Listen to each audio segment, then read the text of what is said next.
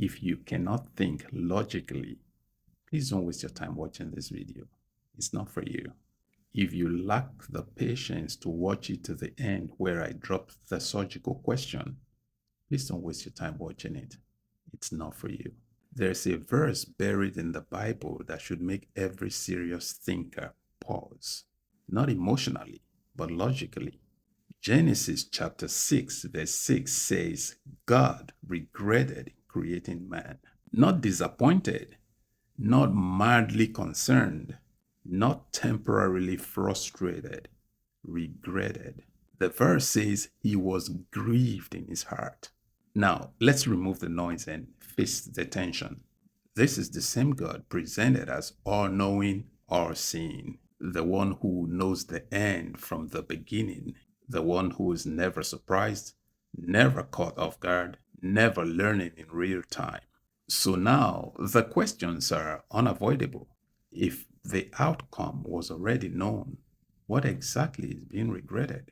If nothing surprises an all-knowing being, why was he surprised? Did humanity become corrupt unexpectedly? If yes, what does that say about foreknowledge? Or was their corruption always known in advance? If yes, then why create the exact system which would later produce regret and heartbreak? Because regret is not a friendly word.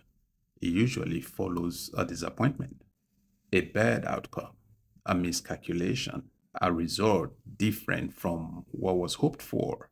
So, what exactly is the verse asking you to accept? That everything happened exactly as God intended and still ended up in regret?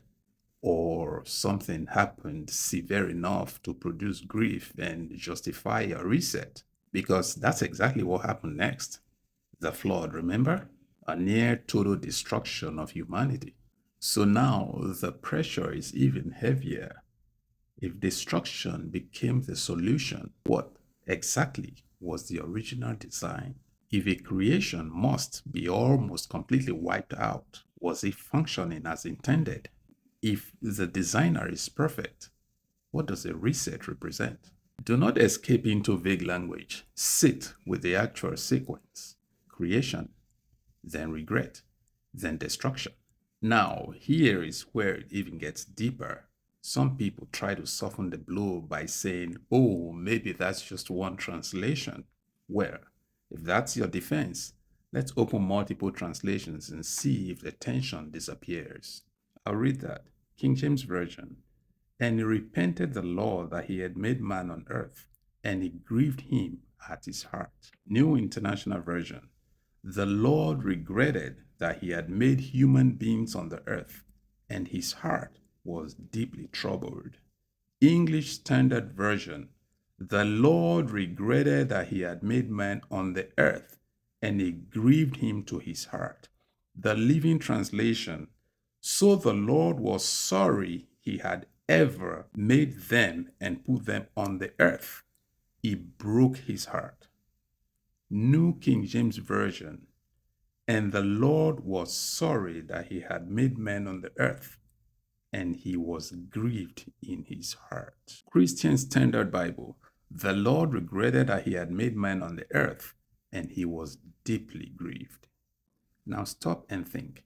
Different translations, different eras, different styles, but all of them are trapped inside the same idea: regret, sorrow, grief, emotional disturbance. No version escaped the tension. None of them says he calmly observed events unfolded exactly as he had planned. None of them says this was just a routine stage of a flawless design. No, they all land in the same uncomfortable place. So this is not a translator's accident. This isn't one bad choice of wording. This is consistency across all versions, across generations, across interpretations. That means the pressure is not in the English, the pressure is in the source. The original text itself is forcing translators into the language of regret. And that raises a much bigger question. What's in the original text that keeps connecting translators into this emotional reality? Because translators can shape the tone, but they cannot invent a concept that doesn't exist. So now you have 2 points. You either accept the verse as is, or you say it is symbolic, poetic, metaphorical. That's fine, but when a new problem appears, who decides what parts are metaphorical, symbolic, and what parts are literal?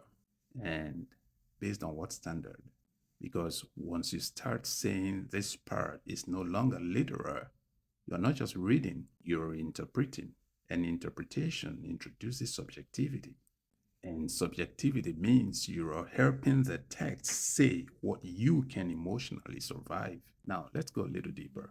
If you take the verse literally, how do you interpret regret in a perfect being? If you take it symbolically, how do you know where symbolism begins and where it ends? If the regret is real, what does that imply about foreknowledge? If the regret is metaphor, what else is metaphor in the entire Bible? And who gave you the authority to draw the line? Because this is where many people panic, not because the verse is unclear, but because the implication is too sharp. It cuts into the image they've already built. And that's why this verse matters. It's not just a verse, it's a fault line, a fracture point, a place where the language of perfection collides with the language of regret. So now I'll ask you the question you cannot answer casually, not out loud, not in performance, and not in borrowed theology. You must answer it where thinking becomes dangerous. If every version of the book agrees on the emotion, are you willing to face what that emotion implies? Or would you keep reinterpreting it until it becomes comfortable to defend? Because the verse itself did not change, the translations did not change, the text still says what it says. So maybe the real issue is not what the Bible says. Maybe the real issue is whether you are willing to let the verse mean what it actually means before you rush to protect what you already believe. And here is the last blade. If an all knowing creator regrets creating, what exactly are you looking at? Divine perfection? Human storytelling?